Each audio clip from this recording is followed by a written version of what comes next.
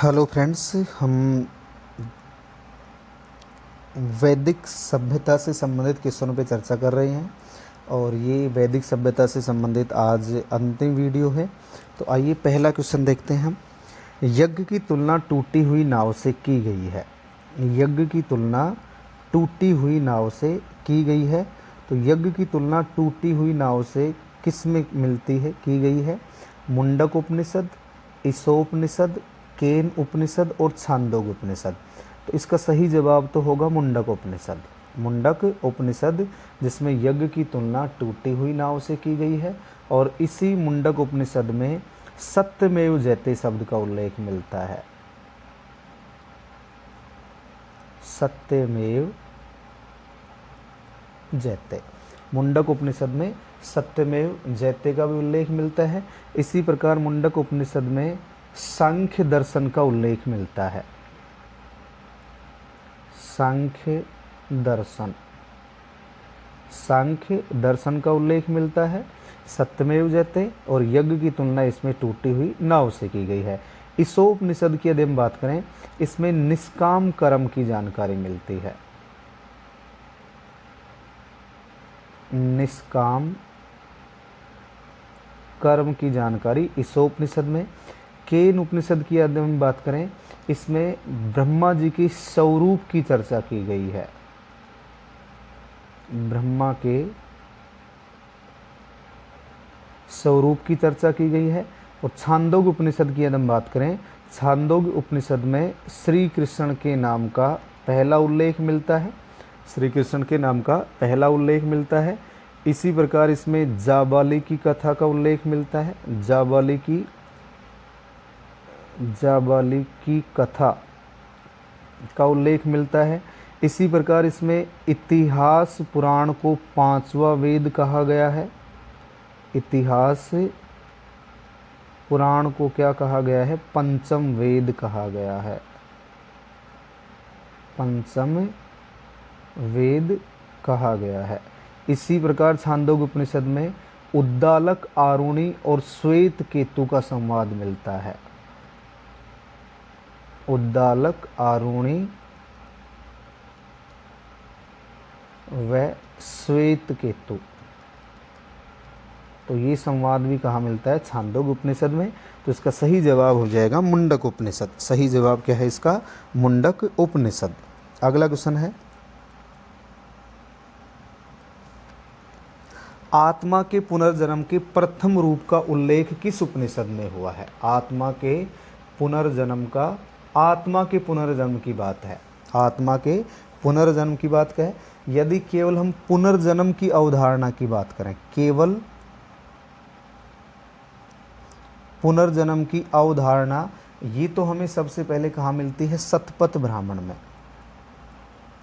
शतपथ ब्राह्मण में पुनर्जन्म की अवधारणा सबसे पहले शतपथ ब्राह्मण में मिलती है।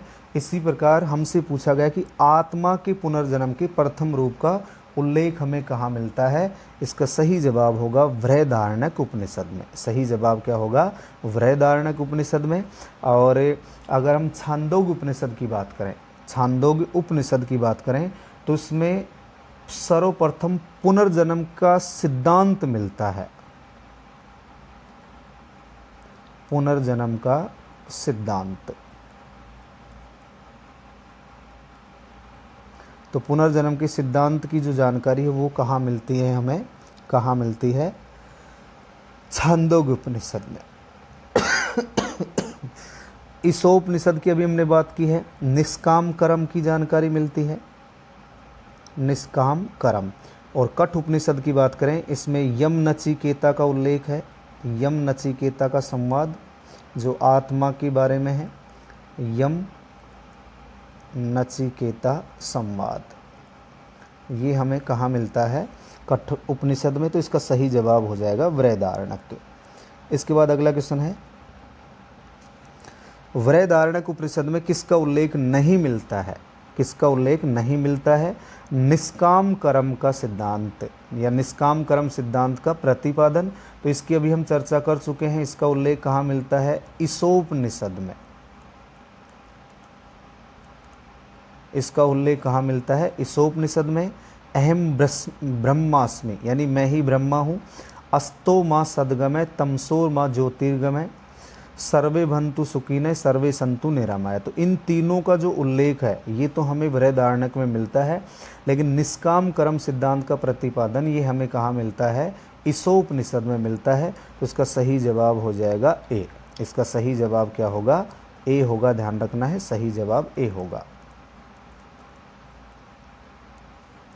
उद्दालक आरोणी श्वेत केतु के मध्य संवाद, उद्दालक आरोणी और श्वेत केतु के मध्य संवाद, इसकी अभी हम चर्चा कर चुके हैं। इसका हमें उल्लेख कहाँ मिलता है, छांदोग्य उपनिषद में मिलता है। इसका उल्लेख कहाँ मिलता है, छांदोग्य उपनिषद में। अगर हम शतपथ ब्राह्मण की बात करें तो शतपथ ब्राह्मण में हमें एक तो याज्ञवल्क्य के मैत्री संवाद मिलता है, याज्ञवल्क्य के मैत्री, जबकि याज्ञवल्क्य के गार्गी बृहदारण्यक उपनिषद में है, याज्ञवल्क्य के गार्गी बृहदारण्यक उपनिषद में है। और एक शतपथ ब्राह्मण में विधे माधव की कथा का उल्लेख मिलता है, विदेह माधव की कथा का उल्लेख मिलता है। इसके बाद ऐत्रेय ब्राह्मण, ऐत्रेय ब्राह्मण की बात करें हम तो इसमें सुनय सेब की कथा का आख्यान है, पहले भी चर्चा कर चुके हैं, सुनय सेब आख्यान।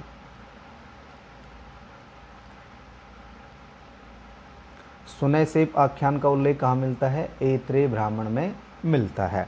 मुंडक उपनिषद, मुंडक उपनिषद की हम चर्चा कर चुके हैं।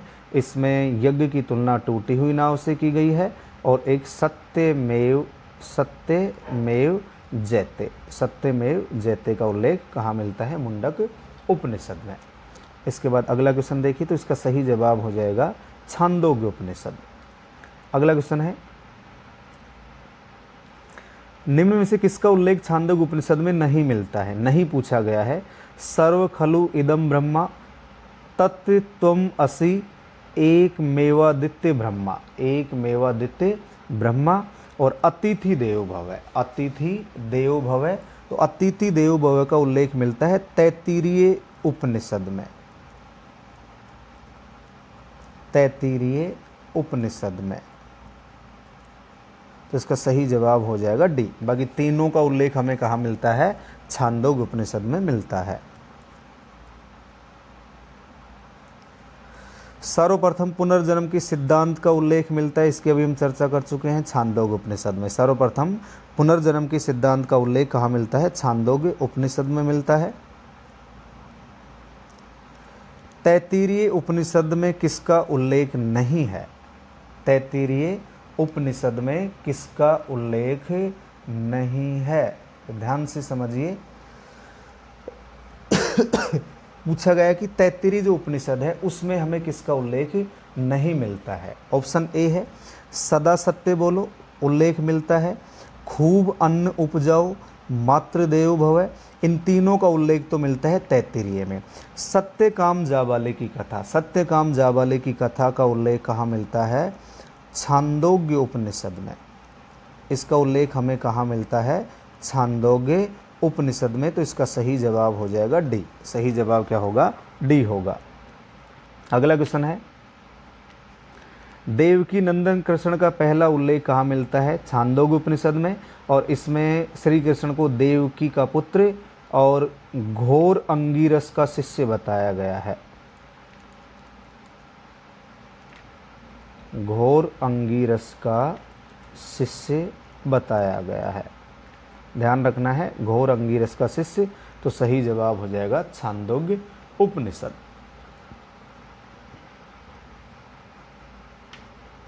अगला क्वेश्चन है, मैत्रायणी उपनिषद से किसकी जानकारी नहीं मिलती है, मैत्रायणी उपनिषद से हमें किसकी जानकारी नहीं मिलती है। देखिए, मैत्रायणी उपनिषद, स्त्रियों को जुआ एवं शराब का योग कहा गया, यानी स्त्री की तुलना जुआ और शराब से की गई है। पहली बार इसमें निराशावाद के तत्व दिखाई देते हैं, पहली बार इसमें निराशावाद के तत्व दिखाई देते हैं। केवल पुरुष ही सभा में जा सकते हैं, स्त्री नहीं। आत्मा का नए जन्म होता है, नए मृत्यु, यह अनस्वर है। तो इसका उल्लेख तो हमें कठ उपनिषद में मिलता है, यानी यम नचिकेता का जो संवाद है उसमें ये मिलता है उपनिषद। तो इसका उल्लेख तो हमें कठ उपनिषद में मिलता है। बाकी इन तीनों का उल्लेख, यानी स्त्री को जुआ और शराब का योग कहा गया है मैत्रायणी उपनिषद में। पहली बार निराशावाद के तत्व दिखाई देते हैं, केवल पुरुष ही सभा में भाग ले सकते हैं, स्त्रियां नहीं। तो इसका सही जवाब हो जाएगा डी।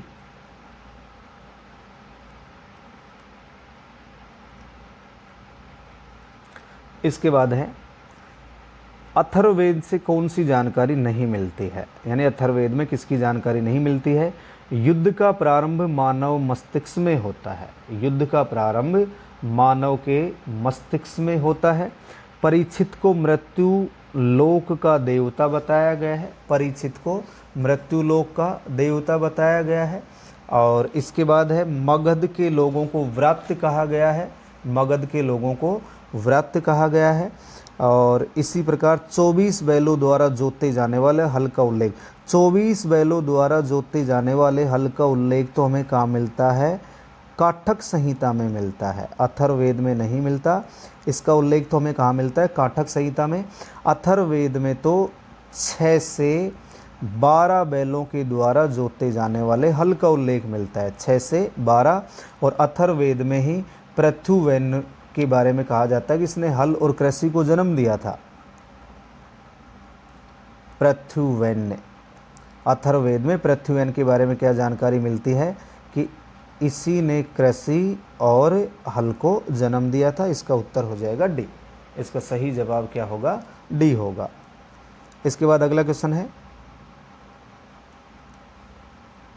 किस उपवेद में, नया क्वेश्चन है, ध्यान से समझना है, किस उपवेद में, यानी उपवेद से संबंधित क्वेश्चन आ गया, ऋग्वेद से संबंधित, सामवेद से संबंधित जो भी उपवेद हैं उनसे संबंधित क्वेश्चन पूछा जा रहा है। किस उपवेद में अस्त्र शस्त्र और युद्ध कला संबंधी जानकारी मिलती है, अस्त्र शस्त्र और युद्ध कला से संबंधित जानकारी मिलती है। शिल्प वेद की बात करें तो ये जो शिल्प वेद है ये किसका उपवेद है, अथर्ववेद का। चर्चा कर चुके हैं हम, किसका उपवेद है ये, अथर्ववेद का।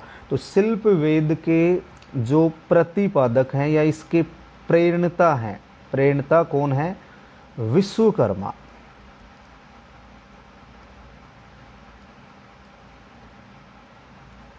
शिल्प वेद अथर्ववेद का उपवेद है, इसके प्रेरणता कौन है, विश्वकर्मा। और शिल्प वेद में हमें क्या जानकारी मिलती है, स्थापत्य कला और अन्य कलाओं की जानकारी। तो इसमें हमें क्या जानकारी मिलती है, एक तो स्थापत्य कला और अन्य कलाओं की जानकारी, ये तो कहाँ मिलती है जानकारी, शिल्प वेद में। इसके बाद है गंधर्व वेद। गंधर्व वेद ये किसका उपवेद है, ये सामवेद का उपवेद है, गंधर्व वेद सामवेद का। और इसके प्रेरणता कौन है, भरत मुनि। इसके प्रेरणता कौन है, यानी भरत मुनि है। और इस गंधर्व वेद में हमें क्या जानकारी मिलती है, गंधर्व वेद में हमें क्या जानकारी मिलती है, संगीत के द्वारा इष्ट देवताओं का आह्वान करना, संगीत के द्वारा देवताओं का आह्वान, संगीत के द्वारा देवताओं का आह्वान, ये हमें कहाँ मिलता है, गंधर्व वेद में मिलता है। इसके बाद हम धनुर्वेद की बात करें तो ये यजुर्वेद का उपवेद है, धनुर्वेद यजुर्वेद का उपवेद है। और इसके प्रेरणता कौन है, विश्वामित्र। इसके प्रेरणता कौन है, विश्वामित्र है। और इसमें अस्त्र शस्त्र एवं युद्ध कला की जानकारी मिलती है, ध्यान रखना है इसमें अस्त्र शस्त्र युद्ध कला की। तो इसका सही जवाब तो हो जाएगा बी। सही जवाब क्या होगा, बी। आयुर्वेद की यदि हम बात करें, ये ऋग्वेद का उपवेद है, ये ऋग्वेद का उपवेद है। और इसके प्रेरणता कौन है, धन्वंतरी। इसके प्रेरणता कौन है, धन्वंतरी। तो इसमें हमें किसकी जानकारी मिलती है, चिकित्सा संबंधी जानकारी मिलती है। इसमें किसकी जानकारी मिलती है, चिकित्सा संबंधी। तो उत्तर हो जाएगा धनुर्वेद। इसके बाद अगला क्वेश्चन देखिए, निम्न में से कौन स्मृति साहित्य में शामिल नहीं है। निम्न में से कौन यानी किसे स्मृति साहित्य में शामिल नहीं किया जाता है? स्मृति साहित्य में किसे शामिल नहीं किया जाता है, ये क्वेश्चन पूछा गया है। ध्यान से समझिए क्वेश्चन को। तो वेदांग, रामायण, वेदांत, वेदांत का मतलब उपनिषद, तो ये तो श्रुति साहित्य का भाग हो गया। उपनिषद श्रुति साहित्य का भाग है, तो इसका उत्तर हो जाएगा सी। तो वेदांग, रामायण, महाभारत ये स्मृति साहित्य या स्मृति ग्रंथ में शामिल है तीनों। बाकी वेदांत ये श्रुति साहित्य में शामिल है।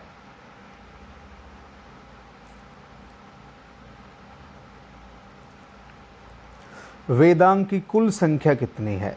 4।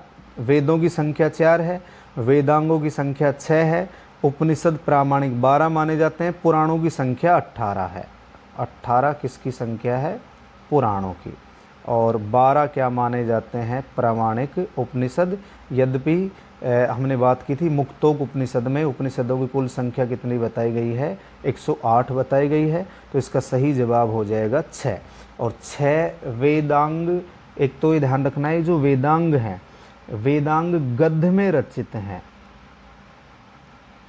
वेदांग किस में रचित हैं? गद्य में रचित हैं।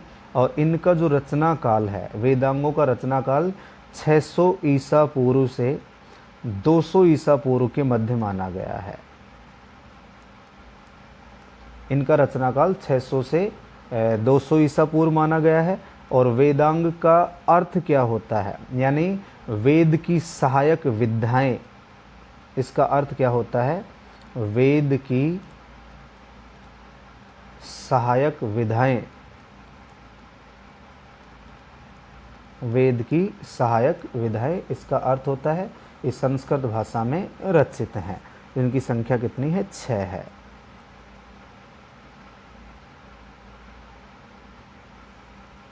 निम्न में से कौन सा सुमेलित नहीं है? निम्न में से कौन सा सुमेलित नहीं है? शिक्षा वेदों के नेत्र। तो एक तो ध्यान रखना है वेदांगों की संख्या कितनी है? 6 है। शिक्षा, कल्प, व्याकरण, निरुक्त और छंद, और एक हम और लिख लेते हैं ज्योतिष। ज्योतिष तो 6 हो गई। शिक्षा, कल्प, व्याकरण, निरुक्त, छंद और ज्योतिष। छंद का मतलब क्या होता है? वेदों के पैर। छंद यानी वेदों के पैर। और ज्योतिष को क्या कहा जाता है? वेदों के नेत्र।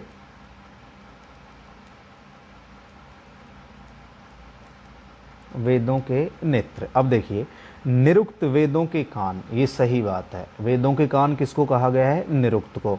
व्याकरण को वेदों का मुख कहा गया है। व्याकरण को वेदों का मुख कहा गया है।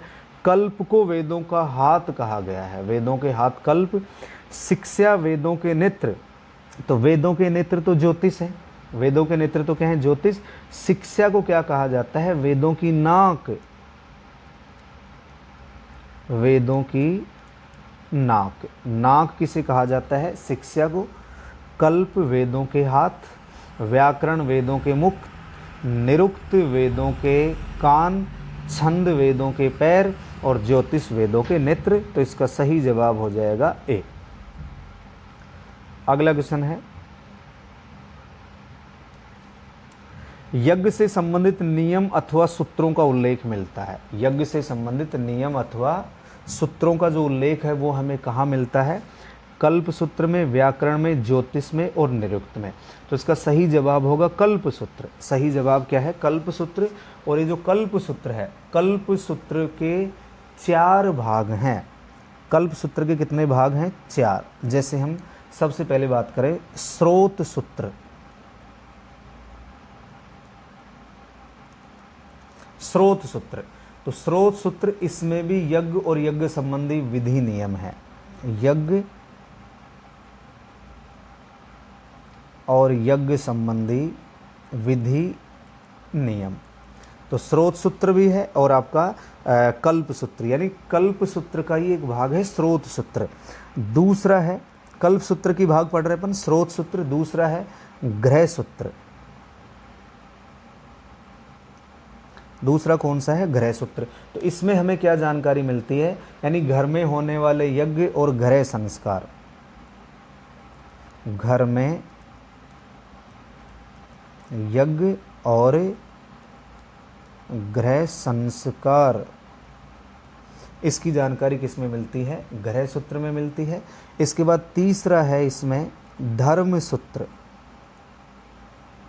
तो ये भी ध्यान रखना है, यानी कल्प सूत्र के ही भाग हैं ये। स्रोत सूत्र जिसमें यज्ञ और यज्ञ की विधियों की जानकारी, गृह सूत्र में घर में होने वाले यज्ञ और घर में होने वाले संस्कार, इनकी जानकारी मिलती है। धर्म सूत्र की यदि हम बात करें तो धर्म सूत्र में सामाजिक नियम और आचार विचार,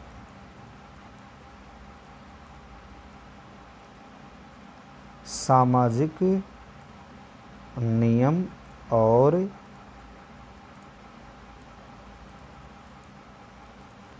आचार विचार की जानकारी मिलती है। और चौथा है इसमें सुल्व सूत्र। तो चार भाग हो गए, स्रोत सूत्र, गृह सूत्र, धर्म सूत्र और सुल्व सूत्र। तो सुल्व का अर्थ होता है नापने की डोरी। इसमें यज्ञ वेदियों को नापने और निर्माण का वर्णन मिलता है। यज्ञ वेदियों को नापने से संबंधित, अर्थात ये गणित से संबंधित है।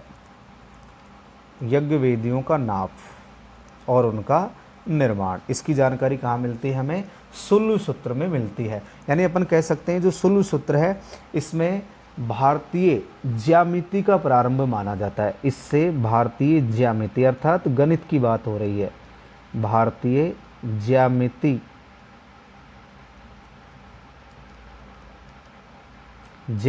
इसकी जानकारी कहाँ मिलती है, सुल्व सूत्र में। तो इसका सही जवाब हो जाएगा ए। अगला क्वेश्चन है, यज्ञ की वेदियों को नापने व निर्माण से संबंधित वर्णन मिलता है। अभी हम चर्चा कर चुके हैं, इसका सही जवाब होगा सुल्व सूत्र। इसका सही जवाब क्या होगा, सुल्व सूत्र।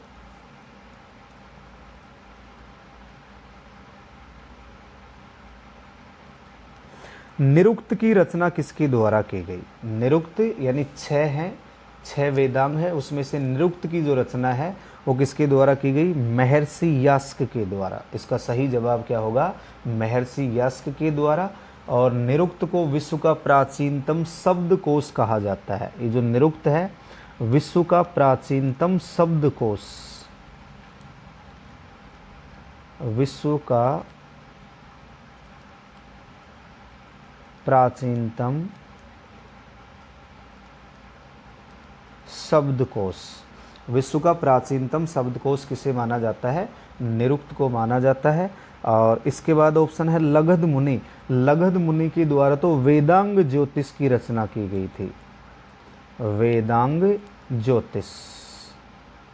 तो वेदांग ज्योतिष की रचना लगध मुनि के द्वारा की गई। वामज्य ऋषि, इसका संबंध शिक्षा से है, यानी शिक्षा जिसके हम वेदांगों की चर्चा करें, शिक्षा, कल्प, व्याकरण, निरुक्त, छंद, ज्योतिष। शिक्षा का अर्थ है स्वर विज्ञान, शिक्षा का अर्थ क्या है, स्वर विज्ञान, स्वर विज्ञान। तो इसका सही जवाब हो जाएगा महर्षि यास्क। इतिहास पुराण को स्पष्ट रूप से पंचम वेद की संज्ञा दी गई है छांदोग्य उपनिषद में। इतिहास पुराण को पंचम वेद की संज्ञा किसमें दी गई है, छांदोग्य उपनिषद में दी गई है। इसके बाद अगला क्वेश्चन है, कुरु जनपद में कभी ओले नहीं पड़े। कुरु जनपद में कभी ओले नहीं पड़े, इसका उल्लेख हमें कहाँ मिलता है, इसका उल्लेख हमें कहाँ मिलता है। तो कुरु जनपद में कभी ओले नहीं पड़ते, इसका उल्लेख छांदोग्य उपनिषद में मिलता है। इसका उल्लेख हमें कहाँ मिलता है, छांदोग्य उपनिषद में। यानी छांदोग्य उपनिषद की यदि हम बात करें तो छांदोग्य उपनिषद में टिड्डियों के द्वारा फसल नष्ट होने पर पड़ने वाले अकाल का वर्णन है।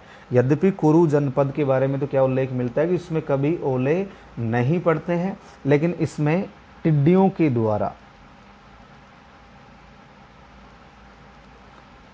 द्वारा फसल को नष्ट करने पर जो अकाल पड़ता है उसकी जानकारी तो मिलती है, ध्यान रखना है। तो इसका सही जवाब हो जाएगा ए। अगला क्वेश्चन है, वैदिक कालीन प्राचीन और वर्तमान शब्दावली से संबंधित सुमेलित नहीं है। वैदिक कालीन प्राचीन शब्दावली और वर्तमान जो शब्दावली है उससे संबंधित सही नहीं है। अवि, भेड़ को अवि कहा जाता था, सही बात है। अष्टकर्णी, गाय को अष्टकर्णी कहा जाता था। अयज्वन, यज्ञ क्रिया न करने वाला, यज्ञ क्रिया न करने वाला। अनस, चपटी नाक वाले, अनस नहीं चपटी नाक वाले को अनास कहा जाता था। चपटी नाक वाले को क्या कहा जाता था? अनास। अनस का अर्थ होता है बैलगाड़ी। अनस का अर्थ तो क्या होता है? बैलगाड़ी। तो इसका सही जवाब होगा डी। भेड़ को अवि कहा जाता था, गाय को अष्टकर्णी, यज्ञ क्रिया न करने वाला अयज्वन कहलाता था। अनस का अर्थ होता है बैलगाड़ी, चपटी नाक वाले को तो अनास कहा जाता था। इसका सही जवाब हो जाएगा डी। सही जवाब क्या होगा इसका? डी होगा। इसके बाद अगला क्वेश्चन है, वैदिक काल में धान को किस नाम से जाना जाता था? वैदिक काल में धान यव, यव को तो जौ कहा जाता था। वैदिक काल में यव को क्या कहा जाता था? जौ। व्रीहि, व्रीहि को कहा जाता था धान, व्रीहि को धान कहा जाता था। गोधूम को गेहूं कहा जाता है। और तंदुल, चावल, चावल को क्या कहा जाता था? तंदुल कहा जाता था। तो इसका सही जवाब हो जाएगा व्रीहि। धान पूछा गया है तो वैदिक काल में धान किसे कहा जाता था? धान किसे कहा जाता था? व्रीहि को कहा जाता था। अगर और हम बात करें वैदिक काल की, जो पणी होते थे, पणी, तो पणी व्यापारी भी होते थे और गायों को चुराने वाले भी होते थे। गाय के चोर क्या कहलाते थे? पणी कहलाते थे। इसी प्रकार यदि हम बात करें, जो लोहार होता था, लोहार, लोहार को क्या कहा जाता था? करमार। लोहार को किस नाम से जाना जाता था? करमार के नाम से जाना जाता था। दूध को पयस कहा जाता था, पयस, पयस, पयस यानी दूध।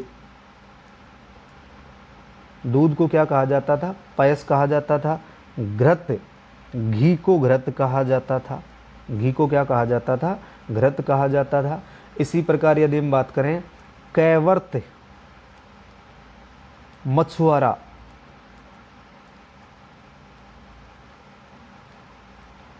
मछुआरे को क्या कहा जाता था?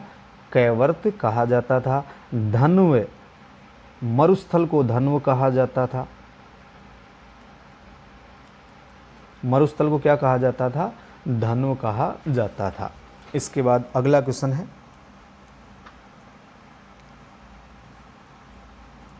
निम्न में से कौन सा सही सुमेलित नहीं है? निम्न में से कौन सा सही सुमेलित नहीं है? पर्जन्य, हल चलाने वाला, हल चलाने वाले को तो कीनास कहा जाता था। हल चलाने वाला क्या कहलाता था? कीनास। पर्जन्य का अर्थ होता है बादल, पर्जन्य का अर्थ तो क्या होता है? बादल होता है, ध्यान रखना है। और नृप्त, नृप्त यानी चचेरे भाई बहन या भतीजे।